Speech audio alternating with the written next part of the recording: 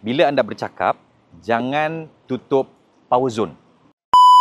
Untuk makluman tuan-tuan dan puan, bila sebut tentang bercakap, jangan tutup power zone. Dan sebut tentang power zone ni ada 3. So, apakah power zone? Yang pertama adalah Adam's Apple, ataupun nak senang faham, tekak kita lah. Yang kedua adalah belly button, ataupun pusat kita. Dan yang ketiga adalah private area. Jadi, jangan tutup ketiga-tiga ni dengan tangan.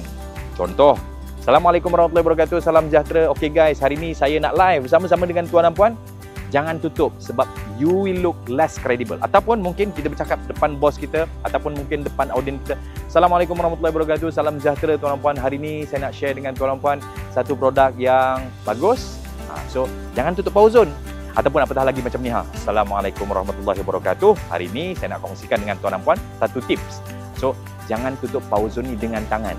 Tapi kalau kita tutup, maksudnya untuk kita berhenti sekejap, macam contoh apa yang saya buat sekarang ni, dan kemudian kita gerakkan tangan kita, okeylah.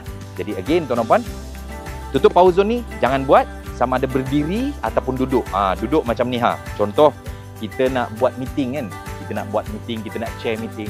So kita pun buat macam ni. Assalamualaikum warahmatullahi wabarakatuh, salam sejahtera. Okey, hari ni saya nak make sure kita semua.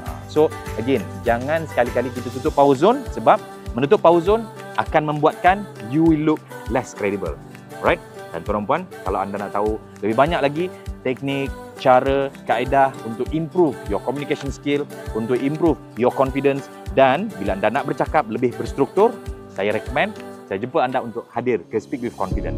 Dan insyaAllah program kali ini akan diadakan secara online pada 28 dan 29 Jun. Jadi jangan lepas peluang, register sekarang, jumpa anda di Speak with Confidence.